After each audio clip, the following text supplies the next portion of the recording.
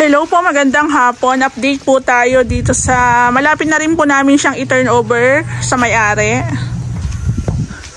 So bali ito po is Amy Row House na 22 by 36 square meter.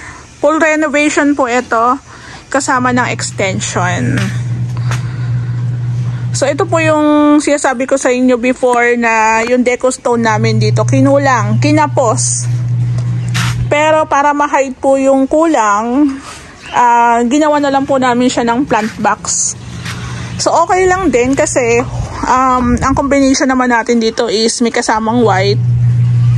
Ito po kasi kung bibilihan pa namin ng deco stone, parang sobrang dami naman ng sobra. Kaya siguro ganito na lang din yung maging diskarte nyo once na kinapos po kayo sa deco stone. Yung design po ng gate, kay sir po nang galing yan. So, kinopya lang po namin. So, sa amin naman, as long as kaya po namin yung pinaka-design ng gate, pwede naman. So, bali, 3 color combination siya. Black, silver gray, tsaka white. Ayan. So, yung pinaka-ilaw nga po pala natin dito sa may poste, maganda po yung ganito, maliit lang. Kesa po dun sa mga common na ginagamit dito sa Lumina na masyadong malaki. So maganda po siyang gamitin kasi maliit lang.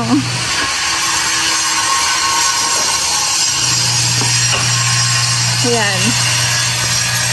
So dito meron din po tayong drainage na nilagay. Ayan. Tapos naka 40 by 40 na tiles tayo dito. So, bali, ang combination po kasi nito is parang black and white. Pero, nagbago yung isip nila eh. Mas marami kaming combination ng gray. Pero okay lang din kasi parang white, black, tsaka gray. Naglalaro lang yung aming combination ng color dito. So, kung mapapansin nyo, ayan, wala tayong ilaw dito sa may metal spandrel kasi choice po nila na spotlight ang ilagay. Ayan po. So, ang kulang na lang po namin dito is yung sampayan ni sir. Gagawa po kami na maliit na sampayan lang dito. Siguro pagbalik na lang nila Kuya Bok kasi medyo pahinga pa sila. Tapos, ito nga po, palinis din kasing tingnan na parang hindi mo nilagyan ng ilaw yung ating pinakakisame. Ito po is metal spandrel din to. Actually, yung iba sinasabi nila mainit. Hindi naman po siya mainit. Sabi ko nga sa inyo, huwag kayong tatambay dito ng haling tapat. Talagang matutusta kayo. May kisame o wala, mainit pa rin naman. Kasi kung yero lang to at wala tayong kisame, mainit naman talaga. So, bali, ito pong pinaka-deco stone ni Lumina, niretouch lang po namin na medyo malapit sa kulay niya. So, pinatimpla lang po namin to. Tapos, nagpa-install po pala sila, sir, ng isang split type na AC. So, sinabay na lang po namin yung pintura. Ayan, para medyo hindi naman siya off tingnan. Tapos sa magkabilang side po pala, naka-polycarbonate tayo dyan. Tapos meron po tayong inside gutter dito. Kaya meron po tayong alulod doon. Ayan, so mas malinis siyang tingnan. Ayan, 2 by 6 lang po ang nakalagay dito sa ating pinakaharapan.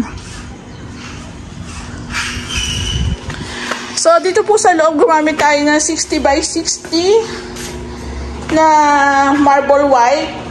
Ayan, sila ma'am ang pumili po niyan. So again, ito na po yung project namin na ang pinaka partition po niya is concrete. Katulad din po to sa 3 row house kasi ang pinaka kwarto doon nakasemento rin. Dito rin po sa project namin sa phase 4, ganun din po yun, nakasemento rin. So, ayan na naman ang ulan. Ulan na naman. So, ang kagandahan din na panay ang ulan, bago po namin ito ma-turn over sa may-ari, at least nakakapag-stay kami dito, nalalaman namin kung saan nagkakaroon ng leaks. Ayan. So, mas madali nating mapukosan, di ba? Kung saan tayo maglalagay ng waterproofing. So, ito nga po pala, package po ito na full renovation. Kasama po yung kitchen cabinets. May additional lang po sa relocation ng ating bathroom. Then, may additional din po dito sa ating TV console. Ayan po. Yung console nila ma'am, simple lang. Gusto lang nila merong fluted panels, merong TV rack cabinet. Ayan. Tapos, naglagay tayo ng convenient outlet dyan. Tapos ito pa, meron din tayong blinds dito. So, ang cute.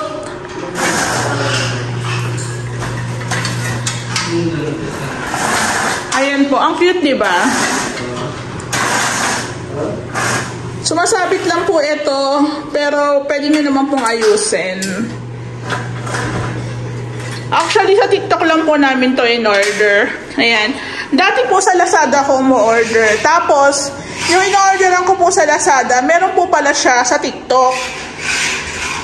So, sa TikTok na lang po ako mo-order kasi meron po pala siya kahit paanong earnings. Nawas na bumili ako ng product nila, meron papasok sa aking earnings. Ang galing po, diba? Since legit naman, ayan, di okay. Tapos ito rin po dalawang blinds. Ako na lang din po ang nag-order, nag-asikaso. Ayan. Ang ganda.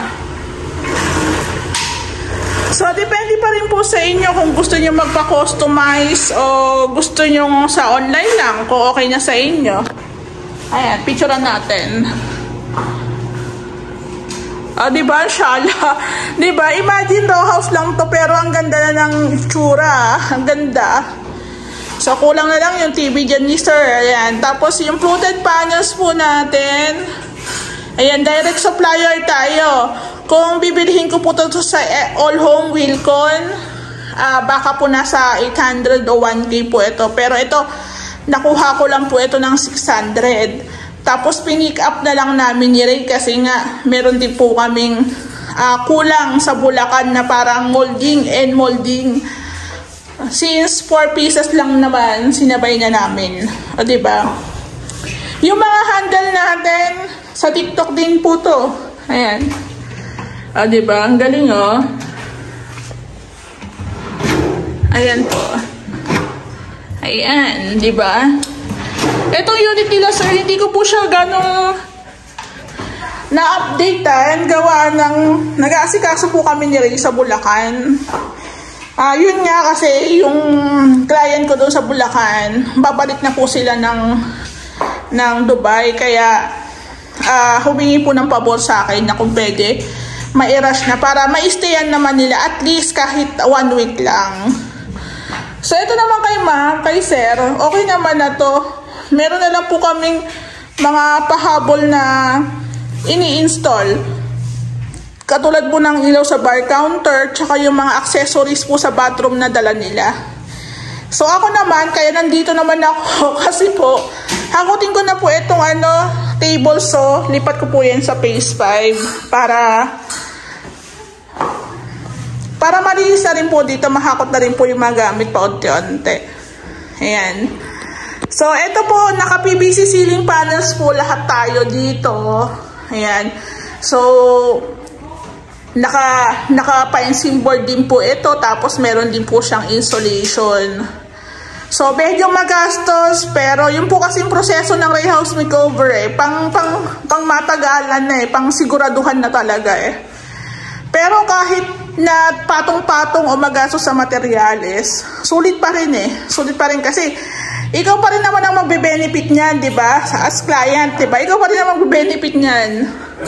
So, buti nga meron tayong mga ideas na pinapasok na ganon. Kasi yung iba, yung iba po kasi parang gawa lang ng gawa, pero wala namang dating. O, sige, ganyan, okay na to, diba? So, sa atin, may konting kaaktihan. Diba? Yung tipo siguro kagandahan na babae ang contractor kasi may kaaktihan na nangyayari. So, buti na talaga yung mga clients ko nakikinig sa akin. Ma'am, gusto ko ganito. O, sige ma'am, ganyan, di ba?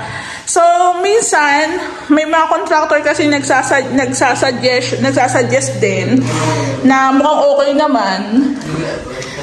Follow natin yun, di ba? So, ang ganda. Naka-molded door tayo dito. Marami nagtatanong kung anong pintura to. Pinatimpla po kasi namin to. Check ko po yung namin. Check ko po yung mga lalagyan. Kasi, eto.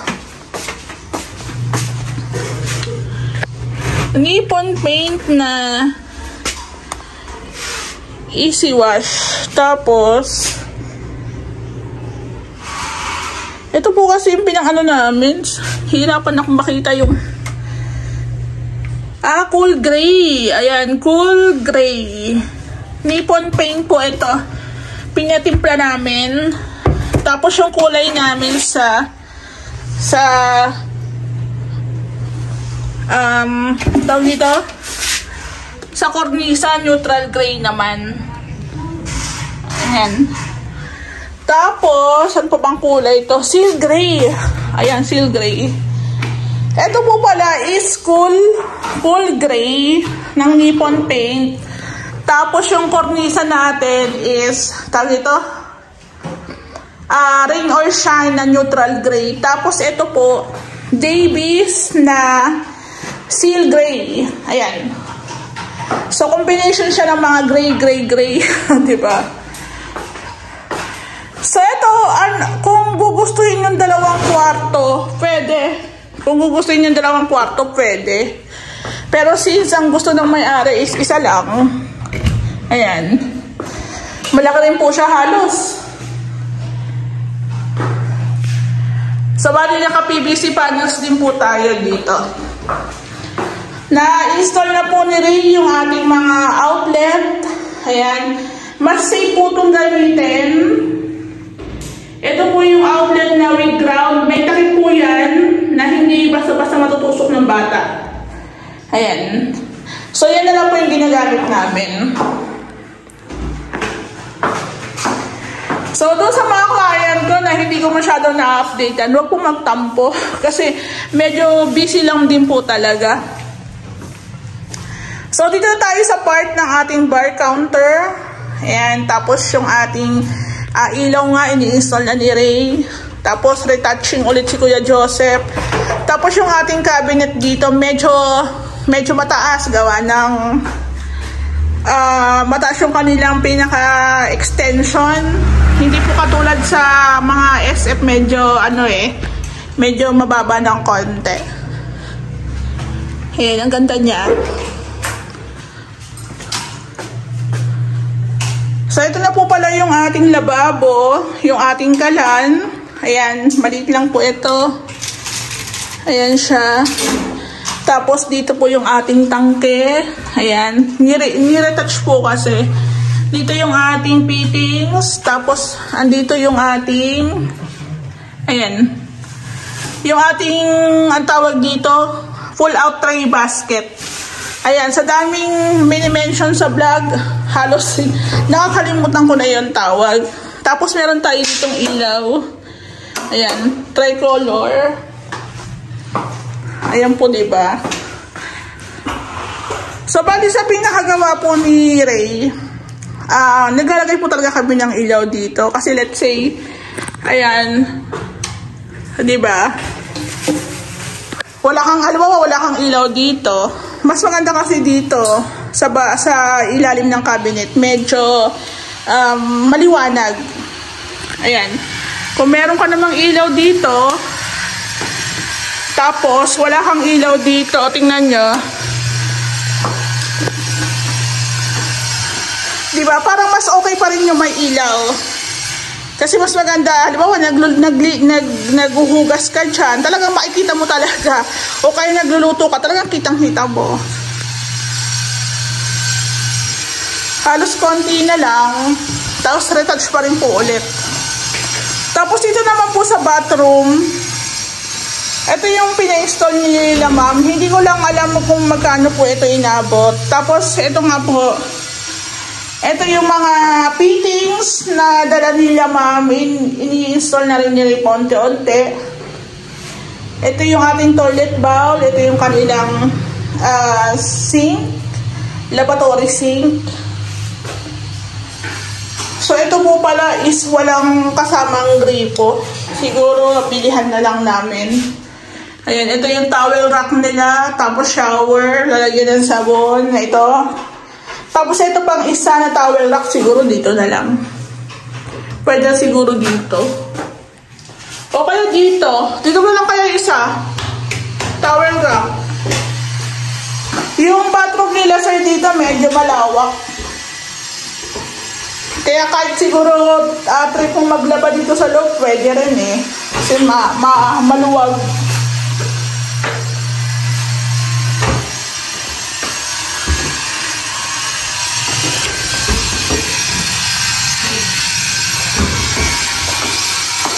Ayan, diba? Ang ganda. Ang ganda ng ating blinds.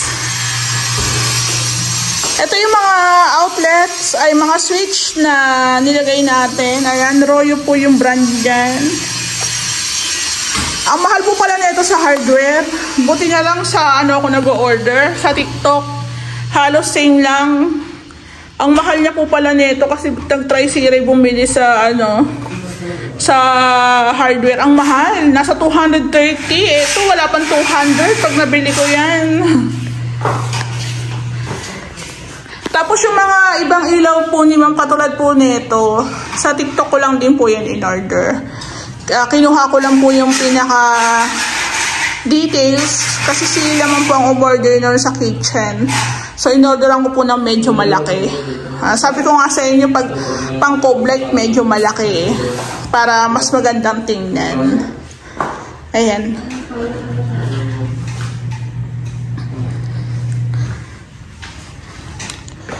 So konti na lang sir, bali yung sampayan mo na lang po, pahintay na lang po ng by next week.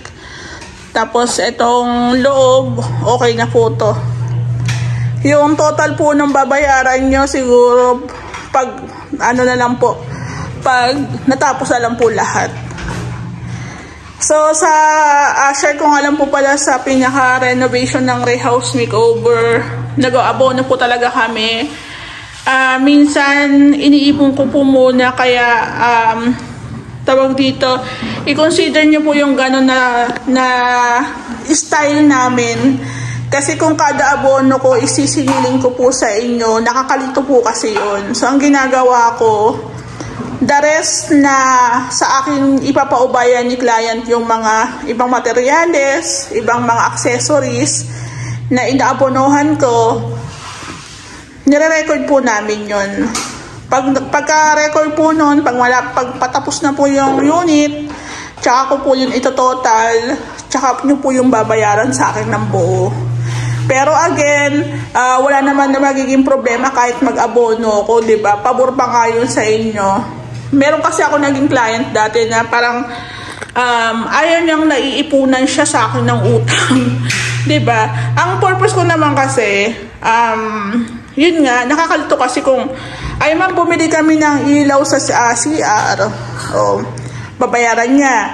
Eh, syempre, bibili pa kami ng ilaw sa dining, bibili pa kami ng ilaw sa kwarto, bibili pa kami ng pintura, diba? Kaya yun po yung sasabi ko sa inyo, kung sa amin yung pagkakaubaya, given po talaga na mag-aabono kami para hindi po madelay yung aming trabaho, diba? So, sa iba, pabor yun kasi kami ang nagpapaluwal, pero yung iba, parang nakakautang daw sila. Natural magkakautang ka talaga kasi ngayon nabonohan namin, di ba? Alam nga naman nag-abono na ako tapos hindi babayaran. Walang ganon. Tapos i-share ko lang din po pala ulit. Ito pong mga wirings namin dito. Ito pong mga wirings namin dito sa may kitchen. Tingnan ko lang kung makikita ko. Meron po yung flexible. Hindi ko lang, ayan. Kung mapapansin nyo, meron konti dyan na nakaangat. May flexible po yan. Hindi naman po tayo pwedeng magbaon ng wires dyan na walang flexible. Ang hirap po niya sementohin na. Kung ito pong unit ni sir, yung roofing niya, pagdating ng mga ilang buwan, ilang taon, yung waterproofing nito, naglaps na, wala nang bisa, at hindi niya na-applyan, possible po pumasok po sa mga wirings yung tubig na magre-resulta ng pagkakaroon ng ground o kaya pagtitrip. So, hindi nyo kailangan mag-alala na baka masunog o baka sumabog kasi pag nagkaroon po ng ground dyan, mag-automatic shutdown po yung ating breaker. Ayan. Bababa po yan. Ngayon, akala nyo bumaba lang kasi wala namang problema. Tinaas nyo ulit. Babalik at babalik pa rin po yan, bababa at bababa pa rin po yan hanggang hindi nyo po naayos o na-check yung inyong wirings. Lalo na kung basa na yan o pinasok na ng tubig. So, hindi po tayo mga problema na pagdating sa wirings, baka masunog. Ang OA naman po nun, walang ganon, walang ganon. Lalo na kung nakatira naman kayo at maagapan nyo naman. Yun nga po siya sabi ko sa inyo, kung ayaw nyo magkaroon ng mga ground dyan, ng mga trip ng wirings, i-maintenance nyo yung pinaka-slab o roofing nyo. Diba? Kasi yun yung nagiging cost eh. Siyempre, pinasok siya ng tubig. Natural talaga. Mag-ground yan. Diba? Talagang bababa yan dito. Magbababa po talaga yan. Kahit itaas mo yan ulit, hanggang hindi nyo naayos, bababa at bababa po yan. Yun po yung kagandahan ng breaker natin dito kay Lumina. So sabi ko nga, ang common na sakit lang naman talaga ng mga renovation dito sa Lumina. Lalo na sa gawa ng Ray House Makeover na nai-encounter namin ha. Yung mga leaks lang naman. Other than that, wala na. Merong nag-PM sa akin, 1 year na namin nagawa. Yung tiles niya daw dito sa may sala, umangat 3 piraso. 1 year na mahigit. So, parang pinapa-repair niya. Okay lang naman sa amin, kasi kami ang gumawa nun eh. Pero 1 year na po yun. Ibig sabihin, maniningil na po kami ng labor doon. So, sinisingil ko siya ng 1.5 para sa 3 tiles. Kasi i-repair. Mahirap po ang repair ha. Mahirap ang repair kaysa sa nag-i-install ka lang ha. Kaso, nung sinabihan kong bumili siya, dapat bumili siya ng tile adhesive. Nagalit. Nagalit. Unang-una, ang kontrata po namin dito sa Lumina is labor lang, hiwala e materials. Kaya pagdating po sa materials, sagot nyo po talaga yan. Kung wala pang isang buwan umangat yan, libre labor, pero 1 taon na mahigit eh. 'Di ba? Sabi nga sa akin ni Ma'am Mickey, yung bahay nila, yung tiles nila sa bahay nila, wala pang 1 taon nag-angatan na lahat. Naikwento ko about dun sa client ko, 3 tiles. Sabi niya nga, kung palpak yung gumawa niyan, ma'am, dapat lahat umangat. Buti nga sa kanya, 3 lang, sa akin lahat umangat, diba? O diba? Ibig kong sabihin, yung loob ng bahay, natitirahan mo na yan eh. Hindi namin alam kung nag-party-party kayo dyan, baka nabagsakan nyo, diba? Nakatuhan nyo yung pinaka-edge, diba? Hindi natin masabi kasi kayo ang tumitira dyan. So kung nagkaroon ng problema, wala namang problema rin sa amin. Pwede po naming ayusin, pero may bayad. Lalo na kung matagal na, 'di ba? Yung iba kasi nagagalit-galitan para makalibre, 'di ba? 'Di ba? Style. Pwede naman sila magsabi, hindi naman sila sinisingil ng mahal.